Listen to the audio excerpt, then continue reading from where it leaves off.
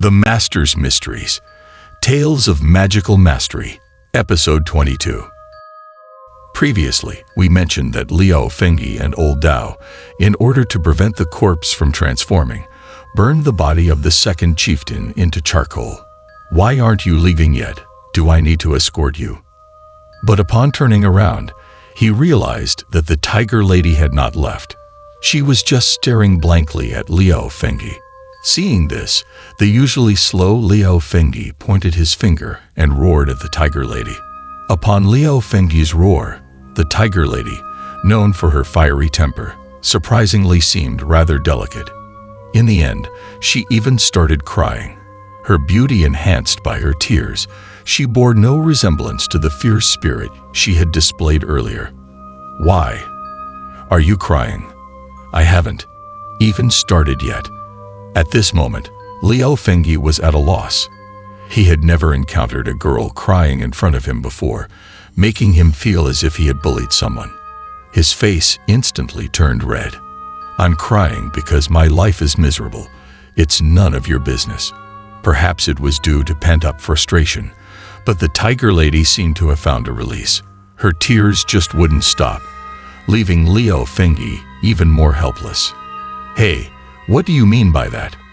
Wait up, let me, Old Dao, handle it." Liao Fengyi wanted to argue without understanding the situation, but Old Dao, being more worldly, had already noticed something. He stopped Liao Fengyi in his tracks. "You are a good girl, but it's about time, fate, and destiny. If it weren't for the situation at hand, I, Old Dao, would have loved to play matchmaker. Besides, humans and spirits should tread separate paths. You should reincarnate sooner rather than later." Old Dao saw the truth. A woman's toughness and strength often only surface due to specific circumstances. If a woman meets a man she likes, wouldn't she become as gentle as water? It's clear that the tiger lady has developed feelings for Liao Fengyi. "It's my bad luck." "You are right, Old Dao. There's a saying, these words unlock happiness." Old Dao's words indeed helped the tiger lady untie the knot in her heart, stopping her tears. "I have no extravagant hopes. I only wish he won't easily forget me." Although she was about to enter the underworld, she held a small hope in her heart. "Why are you all looking at me? I haven't done anything." "Rest assured, lady, I will make him understand." At this point, even a fool should understand. But that slowpoke Liao Fengyi just didn't catch on. "Thank you, Old Dao. You should also leave soon. People from the cult of worship have already set their sights on this place." Before leaving, the tiger lady, concerned for their safety, gave them a warning. "Don't think about breaking the cult of worship. You guys are not enough." She also gave a brief description of the situation concerning the cult of worship, which was extremely important for Old Dao and Liao Fengyi. The tiger lady said that the cult of worship has firmly controlled 5 towns in the basin. Each town is guarded by monster soldiers, making it impossible for outsiders to live there. There are also several routes on the surrounding cliffs guarded by monster soldiers. The moment Liao Fengyi and the others entered the mountain, they were discovered. They were followed all the way to confirm their location before sending the tiger lady to kill them. If she doesn't return to the cult, others will surely be sent. Furthermore, the lair of the cult of worship is under a steep mountain. It's built against the mountain, making it almost impossible for outsiders to approach. Radiating from the lair, 5 checkpoints have been set up. Each is guarded by a monster with special skills. The first checkpoint is guarded by a puppet master who not only can control zombies, but also the strong puppet warriors around him are said to have an astonishing combat power. The guardian of the second checkpoint is called Wolf King. He is said to control hundreds of wolves, and the hungry wolves under his control are all monster wolves. Ordinary people won't get near before they are completely devoured. The guard at the third checkpoint is a monster that no one has seen in person. He is only known as the Demon Woodman. He has made hundreds of wooden puppets and has found a way to control them in battle. He himself is like those wooden puppets. Once the battle starts, You can't tell which is the real one, leaving you no choice but to passively take the hits. The guardian of the fourth checkpoint is even more powerful. It is said to be a 1,000-year-old tree demon within the Houdini mountain range. In the forest under its control, every tree, flower, and grass can turn into a man-eating monster. And the last checkpoint is guarded by a mysterious man who always wears a black cloak. No one knows his name, and no one has seen his face. It's said that anyone who has seen him has been killed by him. But according to the rumors, he is a demon from hell who can shred a person's soul in an instant. However, the Tiger Lady has never seen him, and thus can't provide a detailed description. There is also a man named Tutu, the guardian of the ancient corpse. Since he was able to gather so many murderous demons to be the leader of the cult, his strength is undoubtedly superior to these others. So, you should leave as quickly as possible. If you don't leave soon, it will be too late. The Tiger Lady hurriedly told this to Liao Fengyi and the others, her eyes filled with anxiety. Lady, rest assured, we will not give up easily. The cult must be eliminated. Go reincarnate, none of us are afraid of death. However, Liao Fengyi and the others were not easily swayed. After venturing deeper into Houdini Mountain, they were more determined to eradicate the cult. Well, take care. The Tiger Lady took a deep look at Liao Fengyi, then bowed and bid farewell to everyone. See you in the next life. The soul ascends for reincarnation, and everything can start anew. Don't forget me too quickly. The Tiger Lady is indeed a pitiful figure. Born into a den of thieves, her mother died early, and her father was a bandit leader. From an early age, she never enjoyed the love of her parents. She had to be strong to avoid being hurt, but in the end, she was cruelly killed. Her resentment is understandable, and she only hopes that in her next life, she can be the daughter of a good family and have a normal life. What? Suddenly, a demonic claw penetrated her chest.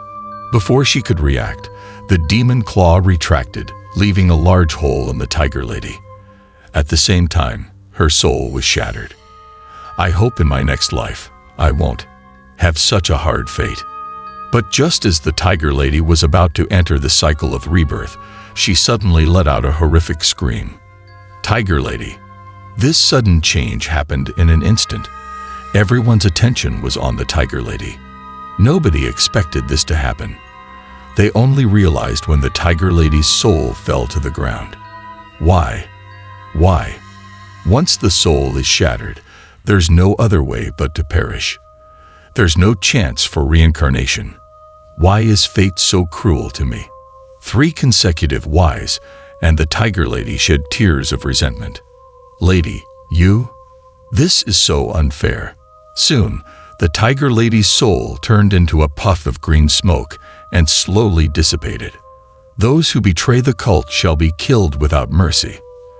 At this moment, an old voice rang out. Only then did everyone react, realizing that the murderer who killed the Tiger Lady had appeared. To betray the cult, you deserve death. Such a beauty, should have let my minions enjoy you first. Everyone turned to the voice and saw an old and wicked man. Given what Xiao Xia and Tiger Lady said, this person is likely the guardian of the first checkpoint of the cult of worship, the puppet master, and the one who killed old Dao's master. And you dare to covet our cult, you should also perish. After killing the Tiger Lady with a claw, the old man turned his threats towards Liao Fengyi and old Dao. Old man, you're courting death. I must avenge my master. Seeing the tragic death of Tiger Lady, Liao Feng's rage was already ignited. Now hearing him utter such vulgar words, his anger surged to the top of his head. Leave your life behind.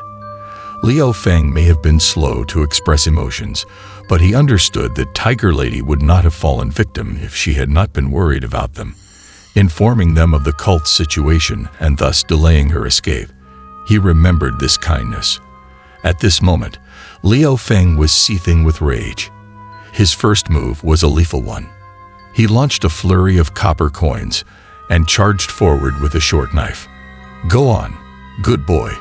The puppeteer had no intention of facing Liu Feng head-on. He waved his puppet, and a burly man standing next to him charged at Liu Feng. The several gold coins hit him first, but bounced off his body like he was made of copper and iron. They did not injure him at all. Without reducing his speed, he pounced on Liu Feng. Liu Feng, now murderous, aimed directly for the vital points with his knife. However, unexpectedly, the burly man used his flesh to resist, seemingly invulnerable to the blade. Liu Feng, agile in his movements, targeted the man's armpits and neck, yet still could not cause any harm. The inability to vent his fury made Liu Feng anxious. He was flustered while his opponent remained calm, striking at Liu Feng with one punch after another. This brute was not only tough as metal, but his attack power was also formidable. His punches were faster and stronger than Liu Feng's, each one accompanied by a whistling wind. This fight was quite frustrating for Liu Feng. His attacks didn't harm his opponent, yet each of his enemy's punches put him in danger. With his rage and no other choice, Liu Feng had to retreat momentarily and confront his opponent from a distance. Although he hadn't found his opponent's weakness yet, Liu Feng's killing intent didn't diminish. He gritted his teeth and didn't take his eyes off the puppeteer behind the burly man. "Boy, looking won't help. The ones who will die tonight will be you." Perhaps Liu Feng's gaze was too sharp. The puppeteer took a couple of steps back, but the smile on his face became even more sinister. "Go, kill them." The puppeteer gave another order, and the eyes of the burly man immediately emitted terrifying red light. Facing such a formidable enemy, although Liu Feng wasn't sure of victory, he absolutely would not back down.